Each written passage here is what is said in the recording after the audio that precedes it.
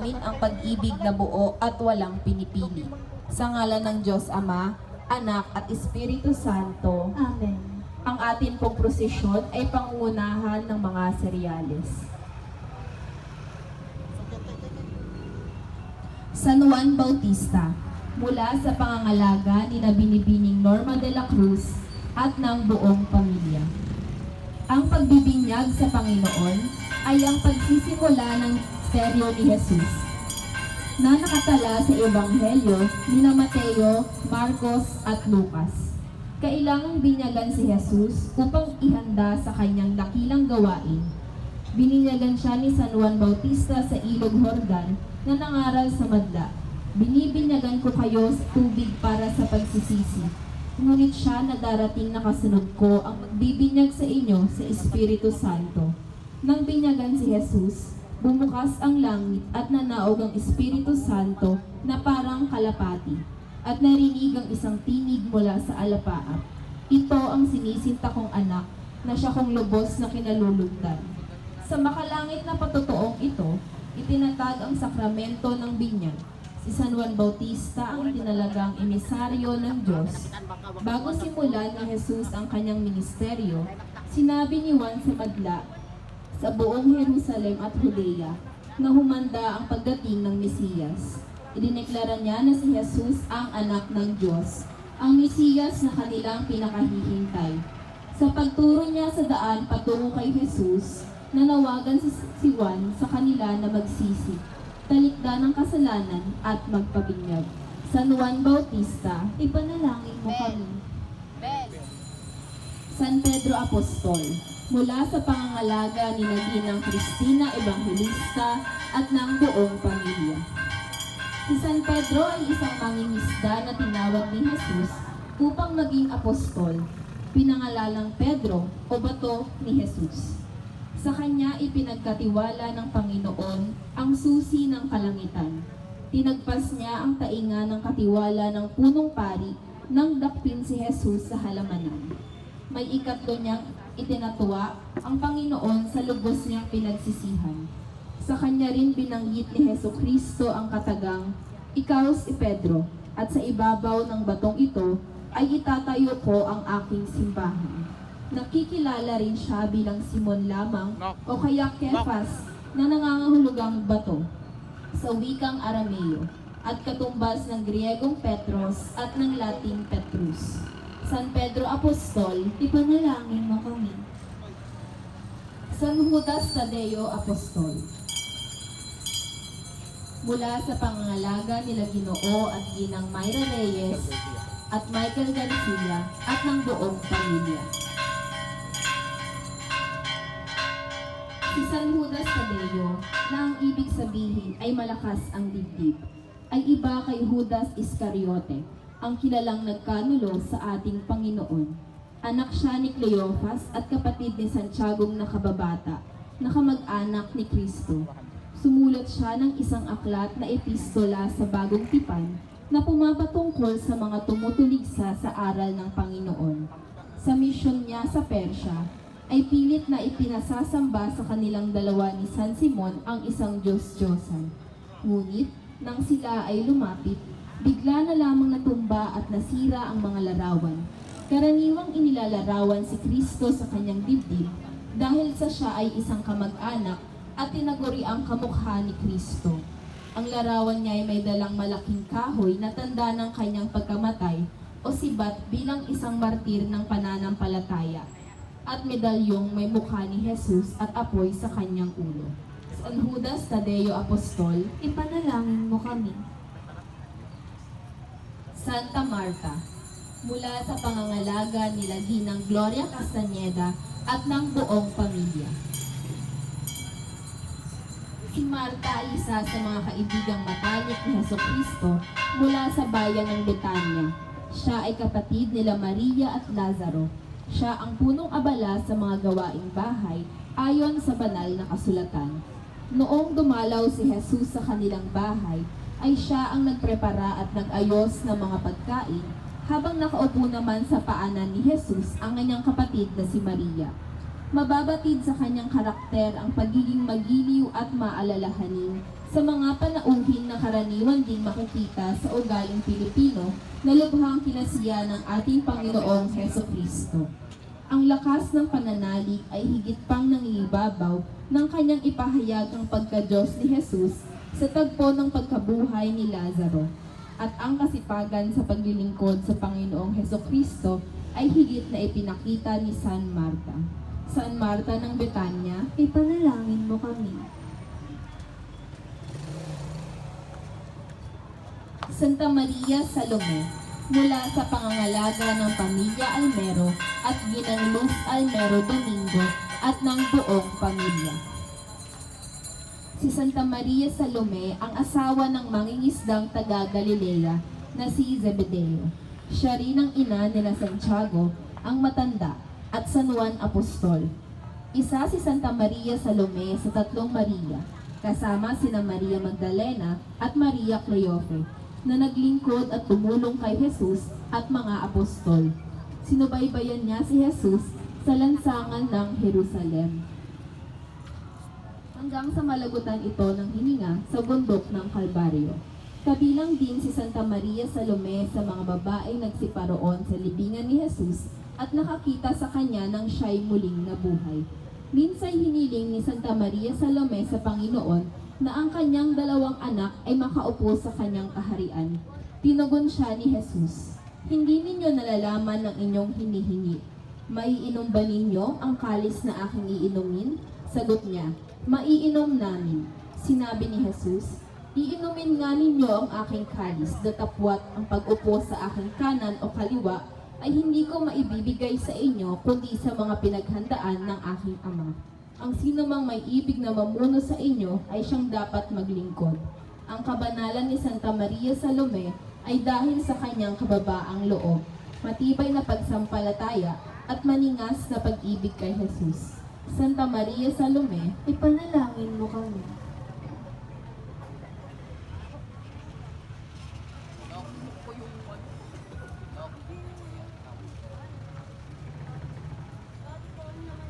Santa Juana ni Cusa, mula sa pangangalaga nila Ginang Luz Tubarco Quinsay, Ginoong Jesus Quinsay, at ng buong pamilya.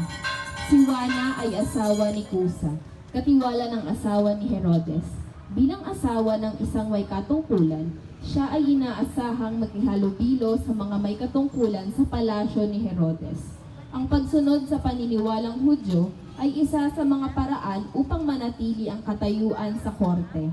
Subalit si Juana ay isa sa mga naghihintay sa paghahari ng Diyos. Minsan ay nakikinig siya sa mga pangaral ni Juan Bautista, ngunit siya ay takot na magkaroon ng ugnayan sa kanya, marahil sa takot na siya ay talikuran ng mga kasamahan sa palasyo. Sa loob ng palasyo naman ay naging matunog ang pangalang Jesus na taga Nazaret, lalo na sa mga opisyal, maging si Haring Herodes. Lalong napabantog si Jesus dahil sa napapabalitang mga kababalaghan na ginawa nito. Ang mga bulag ay nakakakita, ang mga pipi ay nakapagsasalita, ang mga bingi ay nakakarinig, ang mga pilay ay nakakalakad, at ang mga patay ay binubuhay. Kung kaya't lihim siyang naging disipulo at isa sa mga tumulong kay Jesus sa mga pangangailangang pinansyal ng ministeryo nito. Santa Juana de Cusa, Ipanalangin mo kami.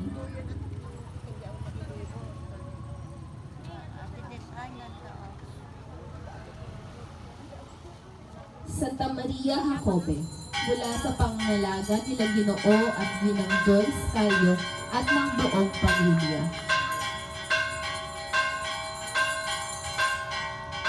Si Santa Maria Jacobe ay kilala bilang si Santa Maria Cleofe, na asawa ni San Cleofas, na kapatid ni San Jose na ama ng ating Panginoong Heso Kristo. Si Maria Jacobe ay ina ng Apostol Santiago at Apostol Judas Tadeo. Ayon sa kasulatan, si Maria Jacobe ay kasama ng mahal na Birheng Maria na nasa paanan ng ating mahal na Panginoong Heso Kristo noong ito ay napako sa krus. Isa si Maria Jacobe sa tatlong Maria na nakasaksi sa muling pagkabuhay ng ating Panginoon. Si Santa Maria Jacobe kasama si Maria Magdalena at Maria Salome ay patungo sa puntod ng ating Panginoon para linisan ang bangkay at libingan niya. Ngunit sila ay nabigla nang makita nilang bukas ang libingan ni Jesus. Sa gitna ng kanilang kalungkutan sa pag-aakalang ninakaw ang katawan ni Jesus, may dumating na anghel dala ang mabuting balitang buhay si Jesus. At dali-dali silang pumunta sa mga apostol para ihayag ang balita. Santa Maria Jacobe, Ipanalangin mo kami.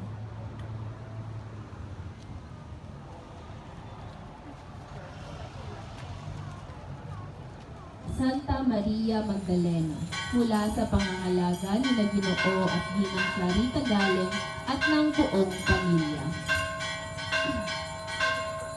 Si Maria Magdalena ay isa sa mga babaeng tagasunod ni Kristo kung saan pinalaya si Jesus at 7 demonyo sa kanya. Ipinahihiwatig ng pangalang Magdalena na maaaring nanggagaling si Maria sa lugar ng Magdala, isang syudad sa hilagang kanluran ng baybayin ng Galilea. Siya ang naghugas sa mga paa ni Jesus gamit ang pabango. Lagi ring iniuugnay si Maria Magdalena sa isang babae na iniligtas ni Jesus mula sa pagbato ng mga Hudyo pagkatapos na mahuli sa kasalanan ng pangangalunya. Nasaksihan niya ang karamihan ng mga pangyayari na nakapalibot sa pagpapako kay Kristo sa krus. Naroon siya sa paglilitis kay Jesus. Narinig niya ang igawad ni Poncio Pilato ang hatol na kamatayan kay Jesus at nakita niya nang paluin si Jesus ng berdugo at hiyain ng mga tao. Isa siya sa mga babae na nakatayo malapit sa krus ni Jesus at pinakaunang saksi sa pagkabuhay na maguli ni Jesus at siya rin ang unang inutusan ni Jesus na sabihan sa iba ang tungkol sa kanyang pagkabuhay na maguli. Santa Maria Magdalena, Ipanalangin mo kami.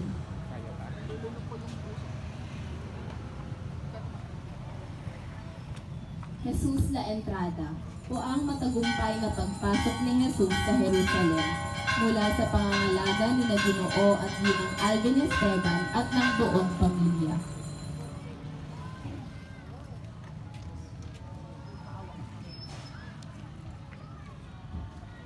Nang papalapit na sila sa Betfage at Betania sa Jerusalem, sa may malapit sa bundok ng mga olibo, pinauna ni Jesus ang 2 sa kanyang mga alagad. Sinabi niya sa kanila, "Pumunta kayo sa susunod na nayon. Pagpasok doon ay makikita ninyo ang isang nakataling bisirong asno. Hindi pa nasasakyan ni numan. Kalagyan ninyo iyon at dalhin dito. Kapag may nagtanong sa inyo kung bakit ginagawa ninyo iyon, sabihin ninyo, kailangan ito ng Panginoon at ibabalik din agad." Lumakad ang 2 alagad at may nakita nga silang bisirong asno sa tabi ng daan. Nakatali ito sa may pintuan. Nang kinalagan na nila ito, tinanong sila ng ilang nakatayo roon, "Ano ang ginagawa ninyo at kinakalagan ninyo ang bisiro?" Sumagot sila gaya ng bilin ni Jesus at hinayaan na sila ng mga ito. Dinala nila kay Jesus ang bisirong asno. Matapos nilang isapin sa likod nito ang kanilang mga balabal, sumakay dito si Jesus. Maraming tao ang naglatag sa kanilang balabal sa daan, samantalang ang iba ay naglatag ng mga madahong sanga na kanilang pinutol mula sa bukid. Ang mga tao naman sa unahan at ang mga nasa hulihan ay sumisigaw, "Hosana! Pinagpala ang dumarating sa pangalan ng Panginoon. Pinagpala ang dumarating sa kaharian ng ating amang si David. Hosana sa kataas-taasan. Jesucristong Hari ng sanlibutan, Maawa ka sa amin.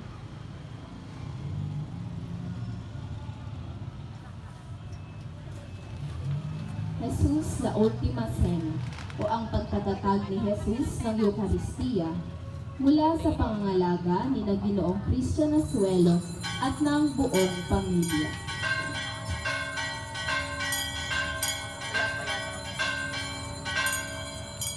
Noong gabing siya ay ipinagkanulo, ang Panginoong Jesus ay dumampot ng tinapay, nagpasalamat at pinagpira-pira sa iyon at sinabi, "Ito ang aking katawan na inihahandog para sa inyo. Gawin ninyo ito bilang pag-alaala sa akin." Matapos maghapunan, dumampot siya ng kopa at sinabi, "Ang kopang ito ay ang bagong tipan ng Diyos na pinagtibay ng aking dugo. Tuwing iinumin ninyo ito, Gawin ninyo ito bilang pag-aalaala sa akin. Jesucristong inihain ang sarili alang-alang sa amin. Maawa ka sa amin.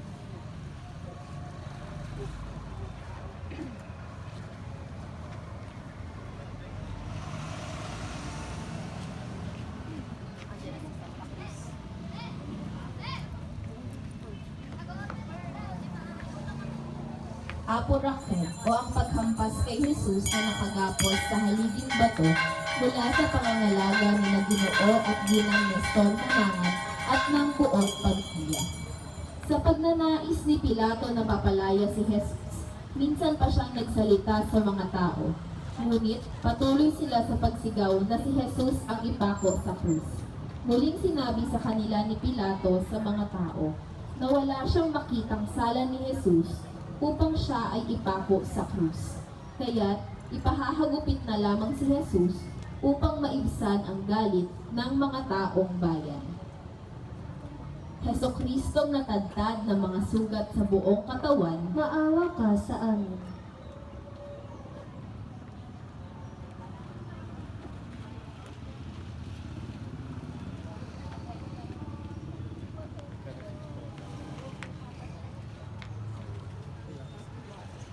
Jesus de la Pasensya o ang pagtuya at pagputok ng koronang tinik sa Panginoong Jesus mula sa pangangalaga nila Ginoo at Ginang Marshall Asinas at ng buong pamilya. Matapos ipinahagupit ni Jesus, ay dinala siya sa pretoryo.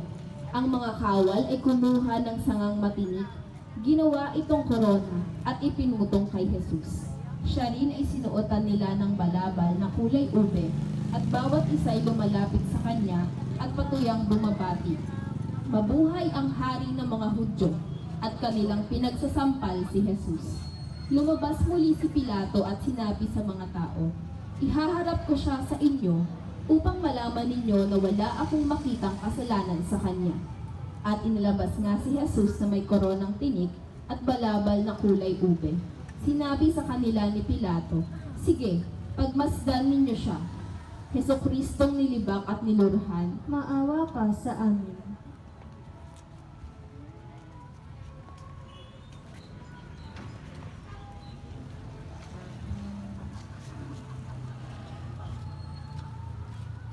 Jesus Nazareno o ang pagpapasal ni Jesus ng krus papunta sa bundok ng Golgota. Mula sa pangangalaga nila Binibining Angelita de la Cruz at ng buong pamilya. Araw noon ng paghahanda sa Pasko at mag-aalas 12 na ng tanghali, sinabi ni Pilato sa mga Hudyo, "Narito ang inyong hari." Sumigaw sila, "Patayin siya! Patayin! Ipako sa krus." "Ipapako ko ba sa krus ang inyong hari?" tanong naman ni Pilato. Sumagot ang mga punong pari, "Wala kaming hari kundi ang emperador." Kaya't ibinigay sa kanila ni Pilato si Jesus upang siya ay maipako sa krus. Kinuha nga nila si Jesus, inilabas siyang pasa ng kanyang krus papunta sa lugar na kung tawagin lugar ng bungo o Golgota sa wikang Hebreo. Manalangin tayo. Katamis-tamisan naming mahal na poong Jesus Nazareno na naglalakbay sa kalbaryong pasan-pasan mo ang krus na pagpapakuan sa iyo. Karaming abang makasalanan na naging dahilan ng iyong di masayod na hirap ay nagpupuri sa iyo at nagpapasalamat na bilang maamong kordero ay buong hinahong tinanggap mo sa ibabaw ng iyong balikat ang kahoy ng iyong kamatayan upang doon mawakasan ang kasalanan ng sandaigdigan. Patawarin mo kami, O Panginoon. Inaamin namin na kami ay lubhang nagkasala. Iniibig ka namin higit sa lahat ng bagay. Ipinangako namin na kami ay magiging matapat hanggang sa oras ng aming kamatayan. Patnubayan mo kami, pagkalooban ng iyong biyaya at ihatid mo kami sa landas ng iyong mga utos. Siya nawa. Jesucristong binati ang bigat ng aming mga kasalanan. Maawa ka sa amin.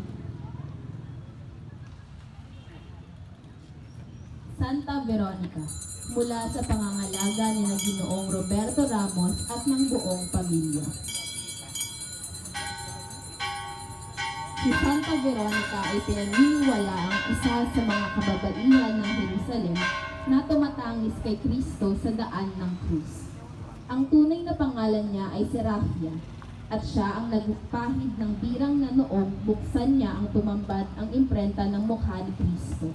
Nang makita niya si Jesus sa pagkadarapa, habang buhat ang krus, hinawi niya ang mga tao maging ang mga sundalong Romano at lumapit kay Jesus. Ginamit niya ang kanyang belo para pahiran ang dugo at pawis na nasa mukha ni Jesus. Pinaalis siya ng mga sundalo at nang makaalis, hindi tinignan ng belo hanggang makauwi siya ng bahay. Nang tignan niya ang belo, nakita niya rito ang bakas ng mukha ni Kristo. Santa Veronica, Ipanalangin mo kami.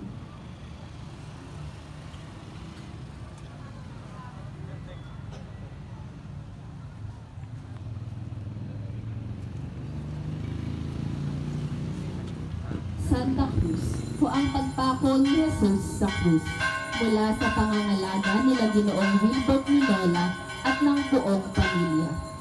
Doon nila ipinako si Cruz si Jesus, kasama ng dalawa pa. Sa kanan ang isa pa at isa naman sa kaliwa, at nasa gitna nila si Jesus. Pinalagyan ni Pilato ng karatula ang krus ni Jesus na ganito ang nakasulat: Si Jesus na taga Nazaret, ang hari ng mga Hudyo. Nakasulat ito sa mga wikang Hebreo, Latin at Griego. Maraming Hudyo ang nakabasa nito dahil malapit lamang sa lungsod ang lugar kung saan ipinako sa krus si Jesus. Nagreklamo ang mga namamahalang pari kay Pilato, hindi dapat hari ng mga Hudyo ang isinulat nyo, kundi sinabi ng taong ito na siya raw ang hari ng mga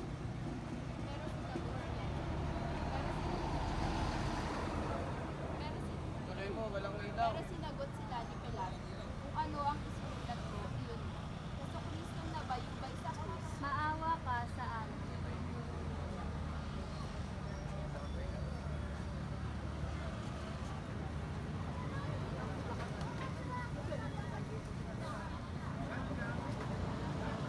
San Juan na minamahal, mula sa pangangalaga nila Ginoo at pinamisa ni Francis Aligado at ng buong pamilya.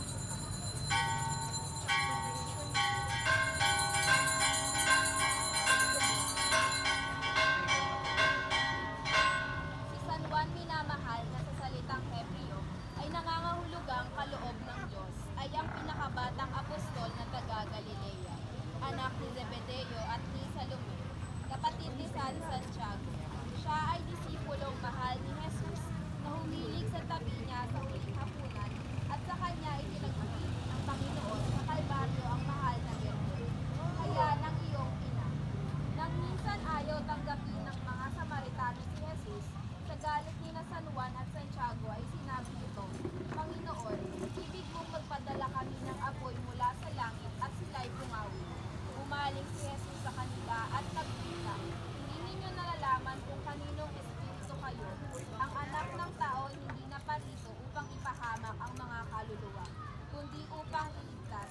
Minsan hiniling nila Juan at Santiago, Maestro, ibig naming ipagkaloob mo sa amin na sa iyong kaluwalhatian ay maupo kami, at isa'y nasa kanan mo at isa'y nasa kaliwa mo. Tinaguri ang Ebanghelista si San Juan, sapagkat siya ang ulat ng ika-4 na ebanghelyo na nasa bagong tipan ng Biblia. San Juan Evangelista. Ipanalangin mo kami. Santa Maria Dolorosa, mula sa pangangalaga nila Ginoo at Ginang Belen Padua at ng buong pamilya.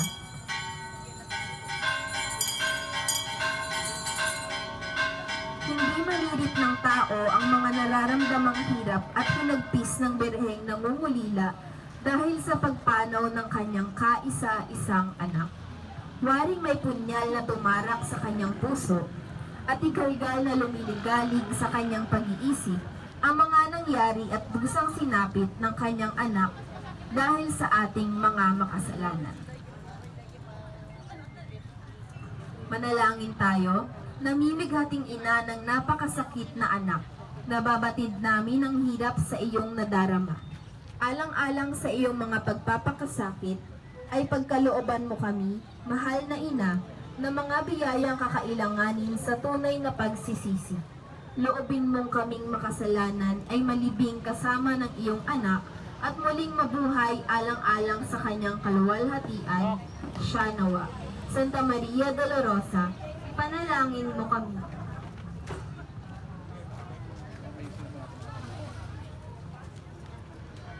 Atin pong ihanda ang ating mga sarili para sa ating banal na prosesyon.